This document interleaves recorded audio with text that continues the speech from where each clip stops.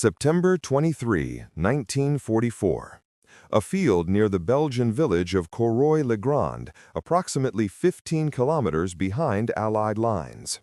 Flight Lieutenant James Harrington of the British Royal Air Force 2nd Anti-Aircraft Brigade watches a B-17 Flying Fortress descend toward his position with landing gear extended, one propeller windmilling uselessly, flying far too slowly for normal approach speed. Standard emergency landing. American crew needs immediate assistance. He signals his gun crew to stand down and watches the bomber continue its approach. The descent angle is too shallow, the airspeed impossibly low. The aircraft seems to float rather than fly, suspended in violation of every principle Harrington learned in flight school. At approximately 150 meters altitude, the B-17 levels off, bleeding speed, settling toward the open field with landing gear reaching for Belgian soil. The touchdown is surprisingly gentle. Main wheels contact earth, tail wheel drops, the bomber rolls forward through soft ground. The left main gear digs into mud. The aircraft pivots slowly counterclockwise, metal groaning, and comes to rest at an angle, nose pointing northwest toward Brussels, one propeller blade bent against dirt, right wingtip scratched where it dragged through grass. Harrington and 6 gunners sprint toward the bomber, medical kits ready, expecting wounded crew, fire, blood, the usual aftermath of emergency landings. They reach the waist gun positions. The hatches are closed but not locked. Harrington yanks open the port waist door and climbs inside. The interior is empty. Not empty of wounded, empty of crew, empty of anyone. 10 parachute packs are missing from their storage positions. 10 oxygen masks dangle disconnected. The radio operator station sits abandoned, transmitter still warm. The bombardier's position forward is vacant. Harrington moves through the bomber's interior, checking every station. Pilot seat, empty. Co-pilot seat, empty. Navigator's table, empty. Maps still laid out showing the route to Merseburg, Germany. Ball turret, retracted and empty. Tail gunner position, empty. He returns to the waist and jumps down, turning to his sergeant. There's nobody aboard. The sergeant stares. Sir? The aircraft is completely empty, not a single person inside. All the parachutes are gone. They stand in silence, staring at B-17G serial number 4338545. A bomber that flew itself across enemy territory, descended through Allied airspace without pilot input, lowered its landing gear through mechanisms operated by human hands that weren't there, and touched down with such precision that total damage consisted of one bent propeller blade and scratched wingtip paint. The implications would take days to process. The immediate reality was simple and impossible. They had just witnessed the most successful automated landing in aviation history, executed by an aircraft designed in 1935, controlled by cables and pulleys, guided by nobody. The Phantom Fortress had arrived. The journey to this impossible landing had begun 3 years earlier, when Boeing's Model 299, the aircraft that would become the B-17 Flying Fortress, first demonstrated the stability characteristics that would define its legend. The B-17's first combat deployment came in July 1941, when Royal Air Force Bomber Command received 20 Boeing Fortress Mark I aircraft under Lend-Lease arrangements. Initial high-altitude daylight raids against German targets revealed the aircraft's extraordinary inherent stability. RAF pilots noted that once trimmed for cruise flight, the B-17 maintained heading and altitude with minimal control input, allowing pilots to rest their hands off the yoke for extended periods, an unusual characteristic for heavy bombers of the era. By August 1942, the United States Army Air Force's 8th Air Force began operations from England with B-17E and B-17F variants. The August 17th mission against the Rouen-Sotteville marshalling yards marked American heavy bombers' first strike against occupied Europe. 12 B-17s from the 97th Bombardment Group attacked from 23,000 feet in tight formation. All 12 returned to base. The stability that allowed such tight formations became tactically essential.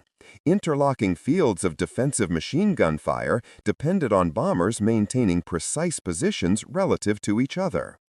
Boeing's design philosophy centered on stability augmentation through mechanical means. The B-17's large vertical stabilizer provided powerful directional stability. The horizontal stabilizer's significant area and optimal center of gravity location created strong pitch stability. Wing dihedral angle generated roll stability through differential lift in side-slip conditions.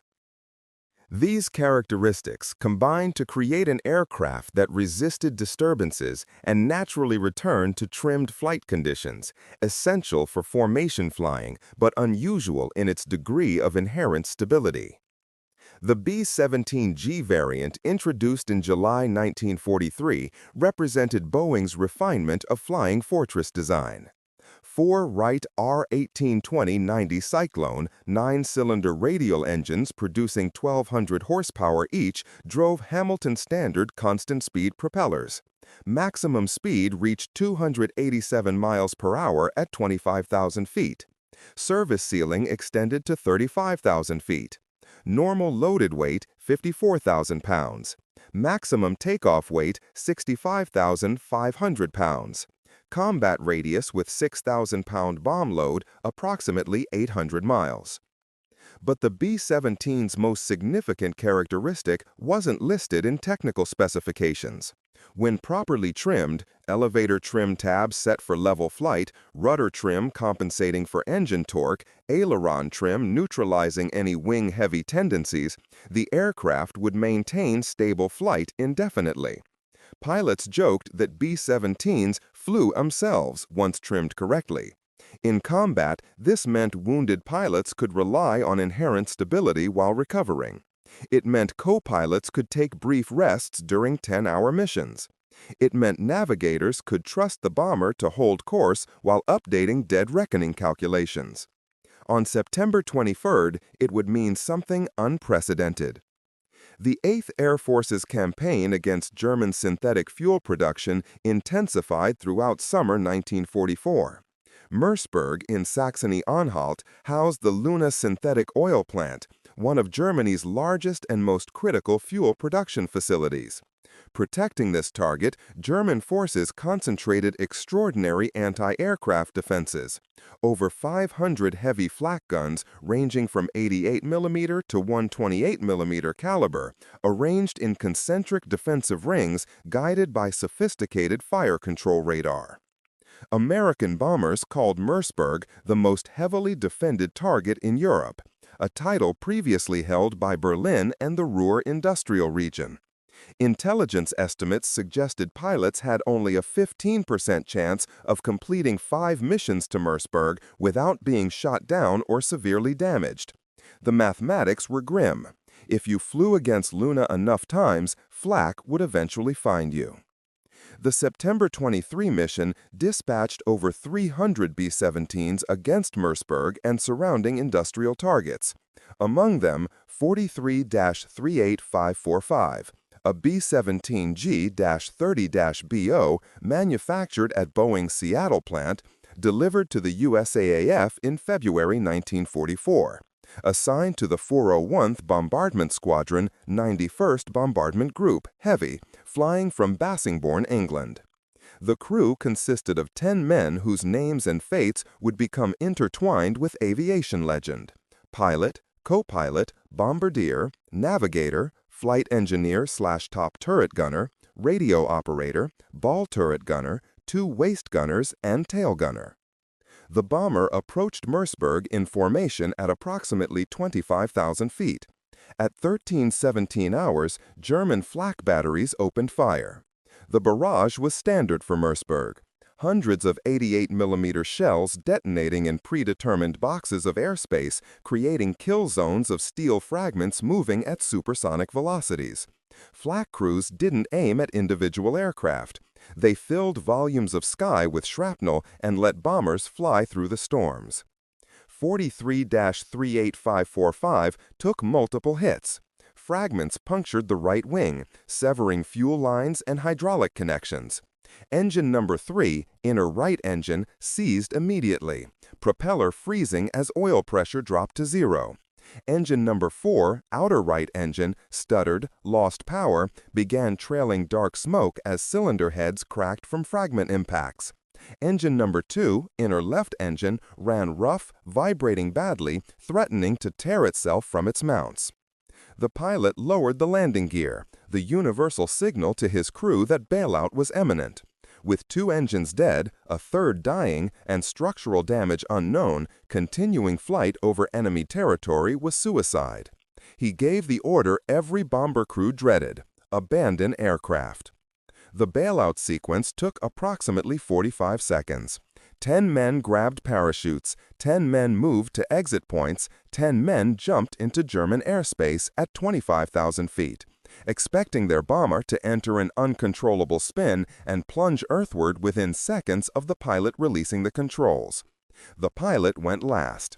As trained, he trimmed the aircraft for level flight, a final attempt to give the bomber a few extra seconds of stability, potentially carrying it away from his crew's descent path, reducing the chance of mid-air collision between falling men and a spinning aircraft. He set elevator trim tabs for slight nose-up attitude. He neutralized aileron trim. He applied right rudder trim to compensate for the thrust asymmetry of the single operating left engine. Then he released the controls, stood from his seat, and jumped. Behind him, 43-438-545 continued flying. The bomber should have died. Every principle of aerodynamics, every lesson of pilot training, every precedent from 3 years of combat operations said that a B-17 with 2 engines out, battle damage, and no pilot would enter a death spiral within 30 seconds. 43-438-545 disagreed. The pilot's final trim adjustments had been perfect, not through skill or luck, but through standard operating procedure drilled into every B-17 pilot. The slight nose-up elevator trim compensated for the aircraft's natural tendency to pitch down as airspeed decreased. The right rudder trim countered the yaw moment created by engine number 1's thrust pulling the aircraft left. The neutral aileron trim prevented roll initiation. But the critical factor was the landing gear. With landing gear extended, the B-17's drag coefficient increased by approximately 35%. This additional drag slowed the aircraft from combat cruise speed of 180 miles per hour to approximately 140 miles per hour, just above the B-17G's power-off stall speed of 135 miles per hour with flaps up. The slower airspeed meant gentler aerodynamic forces. The extended landing gear also lowered the aircraft's center of gravity, increasing stability margins. Flying on engine number 1 alone, producing 1,200 horsepower at full power but throttled back to cruise settings by the pilot's final adjustments, the bomber maintained approximately level flight while descending at roughly 300 feet per minute. This was essentially a powered glide, enough thrust to prevent stall, not enough to maintain altitude, but sufficient to control descent rate and keep wings level. The aircraft flew westward. German territory passed below: Mercersburg, Halle, the Saale River Valley. Anti-aircraft crews on the ground watched in confusion as a B-17 with gear extended flew steadily overhead with no visible signs of pilot control input. Radio operators attempted to raise the bomber on emergency frequencies. No response. The aircraft simply continued flying, descending gradually, maintaining heading with eerie precision. At approximately 13:45 hours, 43-438-545 crossed from German-held territory into liberated Belgium. Allied forces below watched the bomber pass overhead. Some recognized it as American. Others prepared for potential crash landings in populated areas. Forward air controllers tried radio contact. Again, no response.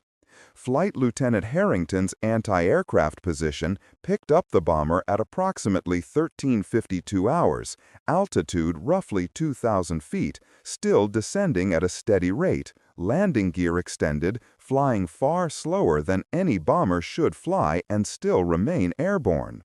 What Harrington witnessed was aeronautical stability theory transformed into reality. The B-17's design created powerful restoring moments for all three axes of rotation. Any disturbance in pitch, roll, or yaw generated aerodynamic forces that pushed the aircraft back toward equilibrium. Wind gusts would deflect the bomber momentarily, but inherent stability would correct the deviation. The extended landing gear acted as a pendulum, lowering the center of gravity below the aerodynamic center, creating a self-righting tendency. Modern aircraft achieve this stability through computer-controlled fly-by-wire systems that make thousands of tiny control surface adjustments per second. The B-17 achieved it through pure aerodynamic design. Carefully calculated wing placement, precisely angled stabilizers, optimal control surface sizing, and a fundamental engineering philosophy that prioritized stability over maneuverability. The bomber descended through 1,000 feet, still flying, still stable. At 500 feet, the descent rate remained constant. At 200 feet, the aircraft leveled slightly, likely from ground effect, the aerodynamic cushioning that occurs when wings fly within one wingspan of the surface. At 100 feet, main landing gear reached for Belgium soil. The touchdown occurred at approximately 1355 hours. Main wheels contacted ground first, absorbing initial impact through Boeing's robust landing gear design. The tail wheel dropped as forward momentum bled off. The bomber rolled forward through the field, slowing naturally as drag overcame engine number 1's residual thrust. The left main gear wheel encountered soft ground approximately 40 meters into the landing roll. The wheel sank, stuck, stopped. Forward momentum pivoted the aircraft counterclockwise around the stuck gear. The bomber spun slowly through roughly 90 degrees before coming to rest. Engine number 1 continued running for several seconds before fuel starvation killed it. Total damage: one propeller blade bent where it struck dirt during the spin. Right wingtip scratched during the pivot. Left main gear strut slightly bent from the lateral loads. When Harrington climbed inside and found nobody aboard, the implications were staggering. This wasn't pilot skill. This wasn't emergency landing procedure. This wasn't even luck. This was pure engineering.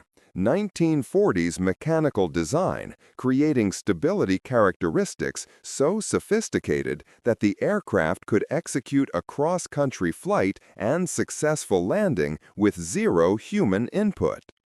The path to the Phantom Fortress began in May 1934, when the United States Army Air Corps issued specification requirements for a multi-engine bomber capable of carrying 2,000 pounds of bombs to a target 1,020 miles distant at speeds over 200 miles per hour. The specification emphasized range, payload, and speed, performance characteristics that would require significant aircraft size and power.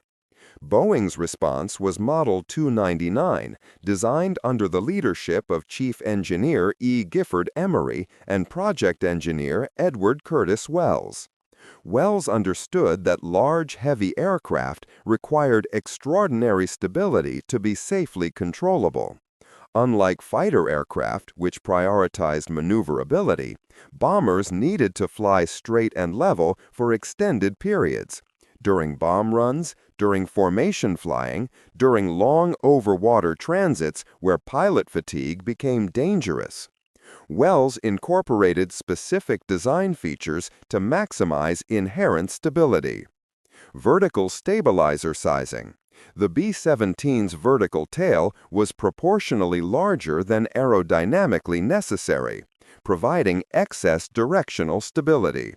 This created powerful weather vaning tendency. The aircraft naturally aligned with relative wind, resisting yaw disturbances. Horizontal stabilizer placement. Positioned aft of the center of gravity with significant moment arm, the horizontal tail generated powerful pitch restoring moments. Any deviation from trimmed angle of attack created immediate corrective forces. Wing dihedral angle. The B-17's wings angled upward from root to tip at approximately 5 degrees. This dihedral created roll stability through differential lift. When the aircraft rolled, the lower wing experienced increased angle of attack and lift, while the higher wing experienced decreased angle of attack and lift, creating a restoring moment. Center of gravity management. The B-17's internal layout positioned heavy components, engines, fuel tanks, ammunition, bombs, around the optimal center of gravity location. This ensured stability margins across all loading conditions. The trade-off was maneuverability. Fighter aircraft require quick response to control inputs, high roll rates, aggressive pitch authority. The B-17 sacrificed these characteristics for stability. The bomber would never dogfight. It would never execute aerobatic maneuvers.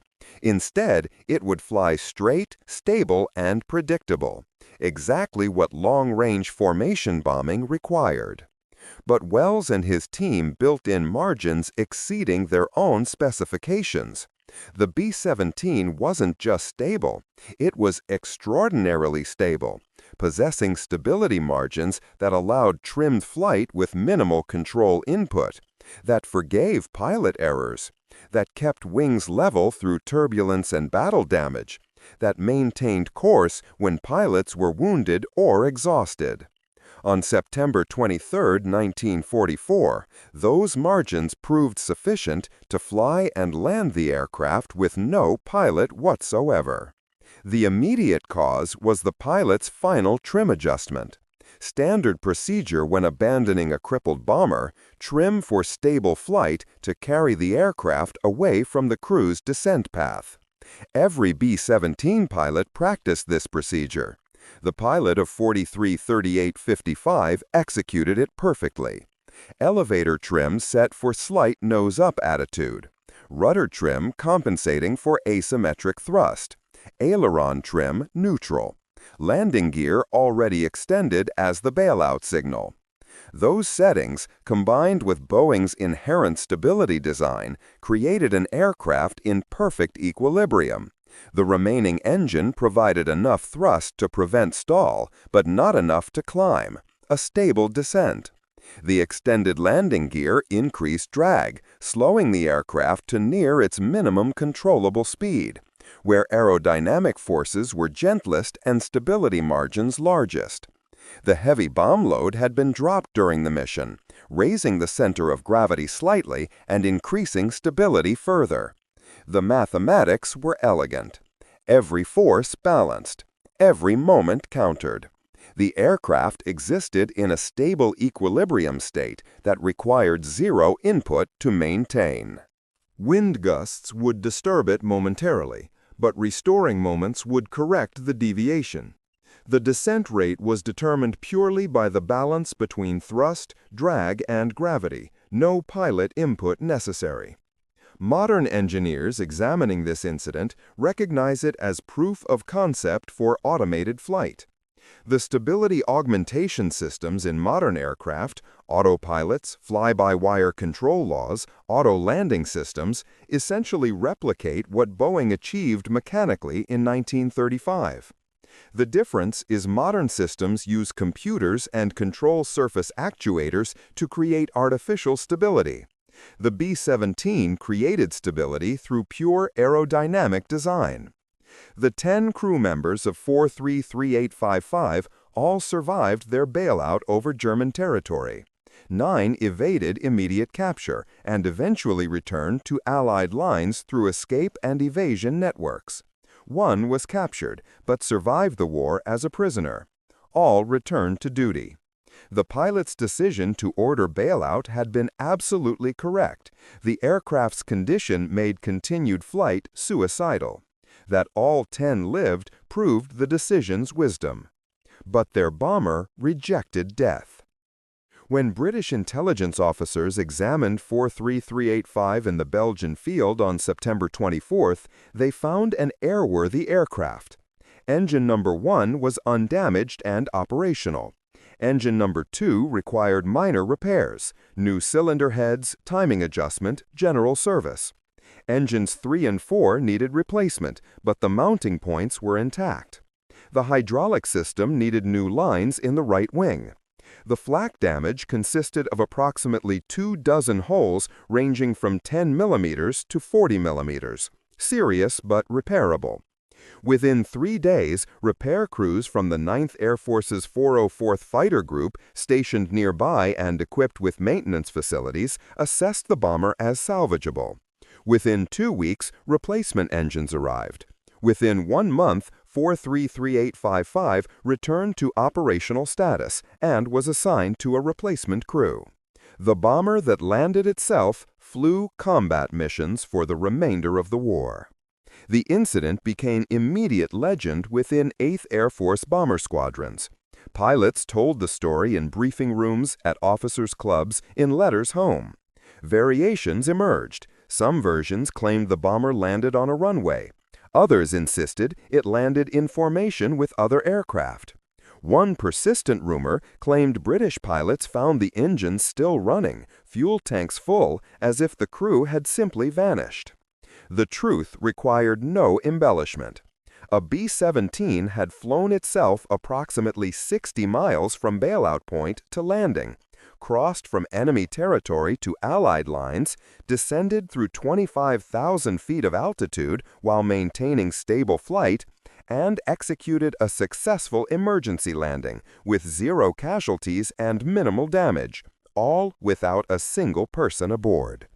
Boeing engineers, when informed of the incident through official Army Air Forces channels, were simultaneously vindicated and stunned. Their design philosophy, build stability into the aircraft through aerodynamic means, create forgiving handling characteristics, ensure the bomber naturally wants to fly straight and level, had succeeded beyond their intentions. They had designed an aircraft so inherently stable it could operate autonomously. Similar incidents occurred throughout the war, though none as dramatic as the Phantom Fortress. Multiple B-17s flew for extended periods after pilots were killed or incapacitated, maintained by inherent stability. Several bombers with severe battle damage continued flying long enough for crews to bail out over friendly territory, specifically because the aircraft's stability prevented immediate spin entries. But 43355 remained unique, the only documented case of a 4-engine heavy bomber executing a successful landing with no crew aboard.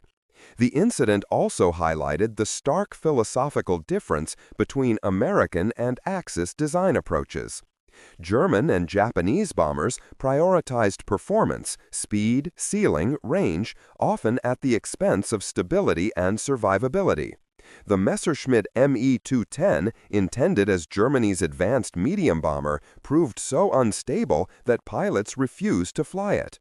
The Henkel He-77 heavy bomber, designed for high speed and long range, suffered from catastrophic stability problems that caused numerous training accidents. American aircraft designers prioritized crew survival.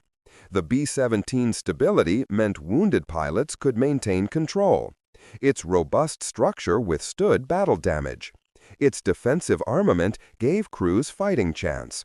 Its redundant systems kept flying when components failed. Every design decision asked, will this bring crews home? On September 23, 1944, that philosophy reached its logical conclusion. A bomber so stable, so forgiving, so fundamentally committed to flying that even complete crew absence couldn't stop it. Boeing manufactured 12,731 B-17 Flying Fortresses between 1936 and 1945, distributed across multiple variants and production facilities. The B-17G variant, the model that became the Phantom Fortress, accounted for 8,600 aircraft, making it the most produced version. B-17G specifications: length 74 feet 4 inches, wingspan 103 feet 9 inches, height 19 feet 1 inch, wing area 1,420 square feet, empty weight 36,135 pounds, maximum takeoff weight 65,500 pounds. 4 Wright R-1820-97 Cyclone radio engines producing 1,200 horsepower each. Maximum speed 287 miles per hour at 25,000 feet. Cruise speed 182 miles per hour. Service ceiling 35,000 feet. Combat radius with 6,000-pound bomb load 800 miles. Maximum range 2,000 miles with reduced bomb load. Defensive armament 13 Browning M2.50 caliber machine guns distributed in chin turret, top turret, ball turret, tail position, 2 waist positions, and 2 cheek positions.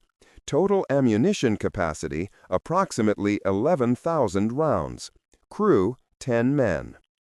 Of 12,731 B-17s manufactured, approximately 4,750 were lost in combat operations, a loss rate of roughly 37%. However, crew survival rates were significantly higher than aircraft survival rates. The B-17's structural strength, defensive armament, and inherent stability meant that damaged bombers often remained controllable long enough for crews to bail out over friendly territory or reach emergency landing fields. Comparative analysis demonstrates the American design philosophy's success. The consolidated B-24 Liberator, produced in larger numbers than the B-17, had higher performance but lower stability margins. B-24 pilots reported the aircraft required constant control input and was unforgiving of pilot error. The B-24's high aspect ratio wing created excellent cruise efficiency but poor low-speed handling and dangerous stall characteristics. When battle-damaged, B-24s were more difficult to control than B-17s. Crew survival rates favored the Flying Fortress. German heavy bomber attempts provide stark contrast. The Henkel He-177 Griffin heavy bomber, Germany's attempt to field a strategic bomber comparable to American types, suffered from fundamental design compromises. Hitler's requirement that the aircraft be capable of dive bombing forced designers to use coupled engine installations, 2 engines driving a single propeller through complex gearing.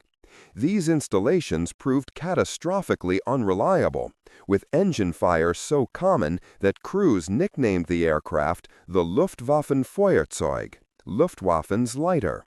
Of 1,177 He-170s built, more were lost to accidents than enemy action.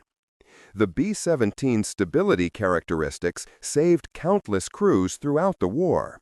Multiple documented incidents exist of bombers with dead or unconscious pilots maintaining flight through inherent stability, while co-pilots, navigators, or even flight engineers moved forward and recovered control. One B-17 flew for over 45 minutes with the pilot slumped unconscious from oxygen deprivation before the co-pilot recovered sufficiently from his own hypoxia to take the controls. But 43-3855 remained unique. Every other autonomous flight incident eventually required human intervention. The Phantom Fortress required none. From the moment the pilot released the controls until British gunners opened the hatches hours later, the bomber flew and landed itself. The aircraft's subsequent service life remained unremarkable, which itself testified to the incident's nature. 43-3855 wasn't a specially modified bomber. It wasn't a prototype equipped with experimental systems. It was a standard B-17G, identical to thousands of others, which happened to be trimmed perfectly when abandoned. Any B-17 could have done the same given identical circumstances. The Phantom Fortress simply proved what Boeing's engineers had designed into every Flying Fortress. September 23, 1944. A field near Courroy-le-Grand, Belgium. Flight Lieutenant James Harrington stands beside B-17G serial number 43-3855, watching American maintenance crews prepare the bomber for ferry flight to repair facilities. The empty interior no longer seems impossible, just evidence of extraordinary engineering. The bomber that landed itself flew combat missions until May 1945, when Germany's surrender ended strategic bombing operations. Final disposition records indicate 4338545 was returned to the United States, processed through reclamation facilities at Kingman, Arizona, and scrapped in late 1945 as part of post-war demobilization. The aircraft that achieved aviation's first successful autonomous landing was cut into pieces and melted down, its metal recycled, its legend preserved only in official reports and squadron stories. The Phantom Fortress represented the ultimate expression of Boeing's design philosophy. The engineers who created the B-17 in 1935 couldn't have anticipated a scenario where their bomber would fly and land with no crew aboard. But they designed for that possibility without knowing it. Every stability calculation, every control surface sizing decision, every structural choice prioritized one goal: create an aircraft that wants to fly, that forgives errors, that fights to stay airborne even when conditions say it should fall.